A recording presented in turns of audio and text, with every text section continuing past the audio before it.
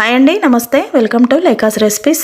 ఈరోజు మనం ఒక స్వీట్ నేర్చుకుందామండి. అదే చిన్నగా ఉన్నప్పుడు మనం ఎక్కువగా తినే పూస మిఠాయి అని అంటాం కదండి. అది బెల్లం మురుకులు అని కూడా అంటారు. ఇది చాలా ఈజీగా క్విక్గా తయారు చేసుకోవచ్చు. ఇది పిల్లలకి చేసి పెడితే చాలా ఇష్టంగా తింటారండి. చాలా బాగుంటాయి. స్నాక్స్ లాగా పెట్టడానికి కూడా చాలా బాగుంటాయండి. చాలా త్వరగా 15-20 మినిట్స్లోనే క్విక్గా తయారు చేసుకునే రెసిపీ అండి. చాలా క్రిస్పీగా ఉంటుంది. ఇది ఎలా తయారు చేసుకోవాలి ఏంటి అనేది ఇప్పుడు మనం తెలుసుకుందాం. ముందుగా ఒక బౌల్ తీసుకొని దాంట్లోకి 1 కప్పు జల్లించుకున్న శనగపిండిని వేసుకోవాలి. వేసుకున్న తర్వాత 1/4 కప్పు బియ్య పిండిని వేసుకోవాలి. వేసుకొని 1/2 టీ స్పూన్ సాల్ట్ వేసేసుకొని ఈ పిండినంతా కూడా ఒకసారి మొత్తం కలిసేలాగా కలుపుకోవాలి. కలుపుకున్న తర్వాత కొంచెం కొంచెంగా వాటర్ వేసుకుంటూ పిండినంతా కూడా చపాతీ ముద్ద కన్నా కొంచెం లూజ్గా ఉండేలాగా ప్రిపేర్ చేసుకోవాలి. మనం మురుకు చేసుకుంటాం కదండి, అంటే మనం ఎంతైతే లూజ్గా తయారు చేసుకుంటామో అంత చేసుకోవచ్చు. దీంట్లో కొంతమంది వేడివేడి ఆయిల్ కానీ నెయ్యి కానీ వేసుకుంటారు. అవసరం లేదండి. ఇప్పుడు నేను చూపించే విధంగా మీరు పిండిని తడుపుకున్నట్టయితే మీకు మురుకు అనేది చాలా గుల్లగా వస్తుందన్నమాట.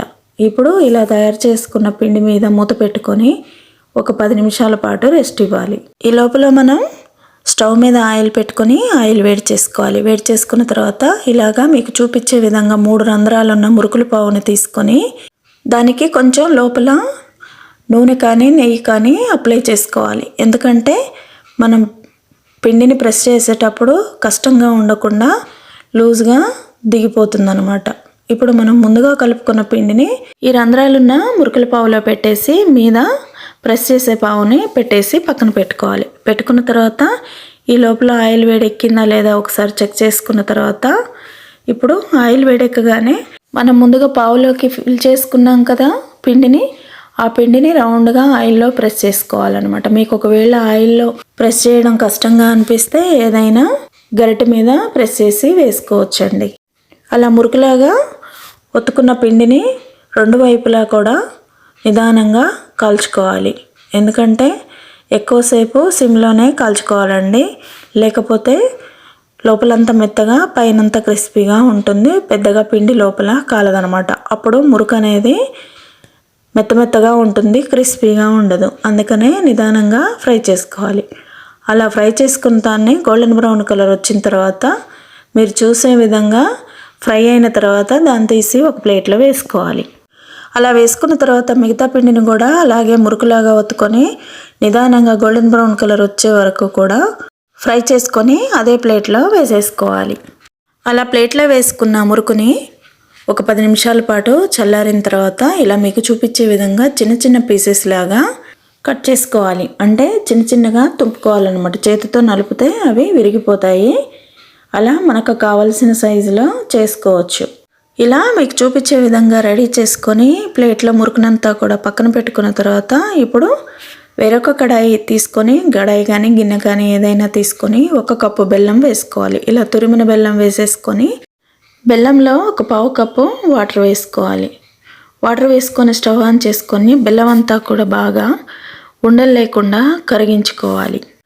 అలా కరిగించుకున్న బెల్లంలో ఇసుక అనేది వస్తుంది కదండి.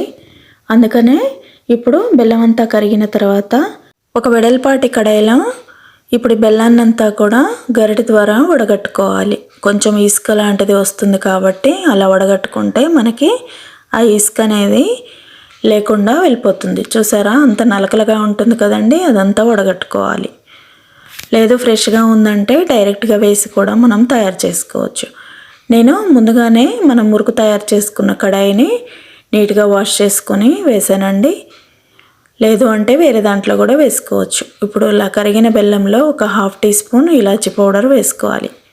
వేసుకొని నిదానంగా సిమ్లో పెట్టుకొని బెల్లం అంతా కూడా తీగపాకం వచ్చే వరకు కలుపుకుంటూ పాకాన్నంతా కూడా చెక్ చేసుకోవాలి. మీకు చూపించే విధంగా ఇలా తీగపాకంలాగా రావాలన్నమాట. అలా వచ్చిన తర్వాత ఇప్పుడు మనం ముందుగా కట్ చేసుకున్న మురుకుని అందులో వేసేసుకోవాలి. వేసుకున్న తర్వాత స్టవ్ని సిమ్లోనే పెట్టుకోవాలండి. పెట్టుకొని నిదానంగా కలుపుకుంటూ ఉండాలి. మనకి కింద బెల్లం అనేది కొంచెం ఉంటుంది. అదంతా కూడా ఈ మురుకుకి బాగా పట్టేలాగా నిదానంగా కలుపుకుంటూ బెల్లం అంతా మురుకుకు పట్టిన తర్వాత ఇప్పుడు దీన్ని తీసి ఒక ప్లేట్లో వేసేసుకోవాలి. ఒకవేళ మీకు వీలైతే ప్లేట్కి నూనె కానీ నెయ్యి కానీ అప్లై చేసుకుంటే మనకి తీసేటప్పుడు ఈజీగా వస్తుంది, లేదంటే కొంచెం అంటుకున్నట్టుగా అవుతుంది. ఇప్పుడు ఇలా తయారు చేసుకొని పక్కన పెట్టుకున్న ప్లేట్ని ఒక 1 అవర్ పాటు పూర్తిగా పక్కన పెట్టేసేయాలండి. ఇదంతా కూడా బాగా ఆరిపోవాలన్నమాట. అలాగని ఫ్యాన్ కింద ఏం పెట్టొద్దు, మామూలుగా పెట్టేస్తే అది చల్లగా అయిపోతుంది అన్నమాట. అలా అయిపోయిన దాన్ని మనం 1 అవర్ తర్వాత విడదీసుకుంటే మనకి చిన్న చిన్న పీసెస్ లాగా వచ్చేస్తాయి. చూసారా ఎంత బాగున్నాయో కదా, చాలా క్రిస్పీగా ఉంటాయండి. మనకి విడివిడిగా కొంచెం ఆరిపోగానే ఎలా కావాలంటే అలాగా మనకి వచ్చేస్తాయి. ఇలాగ తయారు చేసుకున్న మిఠాయిని మీరు ట్రై చేస్తారా? నచ్చిందా? మీరు మీ పిల్లలకి చేసి పెట్టండి. నచ్చిందా అండి మిఠాయి? నచ్చితే లైక్ చేయండి, షేర్ చేయండి. లేకాస్ రెసిపీస్ ఛానల్ని సబ్స్క్రైబ్ చేసుకోండి. Thank you.